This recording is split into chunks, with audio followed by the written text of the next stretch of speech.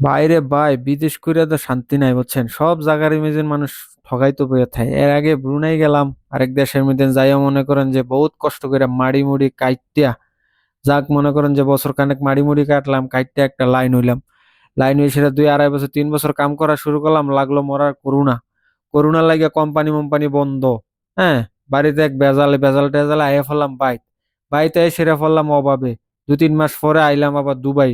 Dubai আইয়া দেখি যে এই একই অবস্থা ভাই, কাম কাজ নাই, কষ্ট মষ্ট করে কাম শিক্ষা এক গড়াইয়া ঢুকলাম আরবির গরো ভাই, কম বেতনে। যে যা কাম করতেছি ওই করতে কষ্ট মষ্ট করে একটা লাইসেন্স করলাম, লাইসেন্স করার পরে বেডি বেতন ধরলো আমার কম।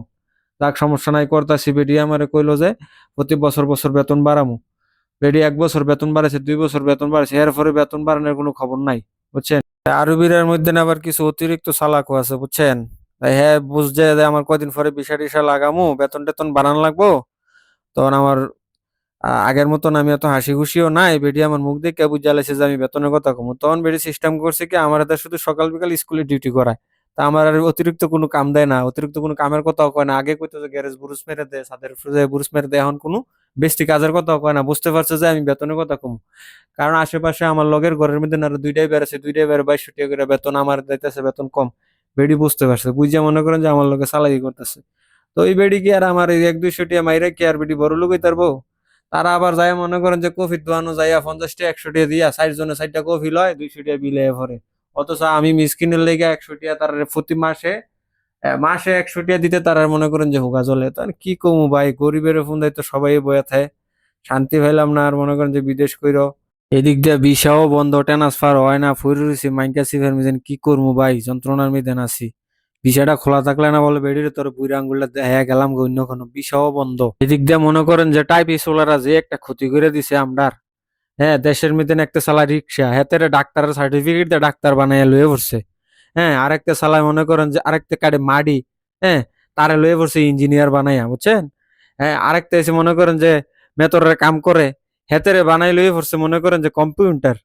আর কি জ্বালাতে না আছি, তো যামু কই আমরা এখন। মনে করেন তারা তো 2 নম্বর সার্টিফিকেট লইয়া ইয়া কাম করতেছে, কেউ কাম করতেছে বলদিয়ার কাছড়ার কাম, কেউ কাম করতেছে মনে করেন যে বিল্ডিং কনস্ট্রাকশনের, কেউ কাম করতেছে বাকালাত, কেউ কার ওয়াশো। তো একটা মনে করেন যে কাছড়ার কাম করতেছে, কাছড়া মাছড়া টোয়াইতেছে, পুলিশে চেক দিছে তার হাওয়াইয়া। হাওয়াইয়া আইডি কার্ড আর কি, আইডি কার্ড চেক দিয়ে দেয় যে তার আইডি কার্ড আমি ডক্টর লেহা। ওই ডক্টর সব তুমি ইধার কিউ, হ্যাঁ তো কইতেছে আমি তো ডক্টর না। ও তোর হাওয়াইয়ের মেহেন্দি ডক্টর লেহা, তো তুই ডক্টর হলি কবে? আর তুই ডক্টর হয়ে সেটা তুই তো ইয়ার মধ্যে কাম করতেছ, জোবালার মধ্যে কাম করতেছ, কারণটা কি? তো এই যদি করে ডাক্তার সাহেবেরা যদি জোবালার কাম করে, তো কই মান সম্মানটা কই যায় বাংলাদেশে? তো তারা দিছে একবারে বন্ধ করে, ভিসা ট্রান্সফার সব বন্ধ করে দিছে।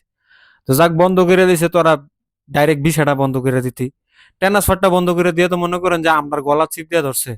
কাম করলে করো, না করলে নাই, দেশে যাও গা। দেশে যাউন ছাড়া তো উপায় নাই। ওন আপনার ক্যান্সেল করে দিল। প্রতিদিন আপনার জরিমানা আইতেছে 50 টাকা করে। তা আপনি করতে দিবেন? 50 টাকা আপনি কামাইতে পারবেন নি? ভিসা ছাড়া তো আপনার কেউ কাজও দিত না। তা আমরা বলছি মাইকা সিফা তখন জামুকু।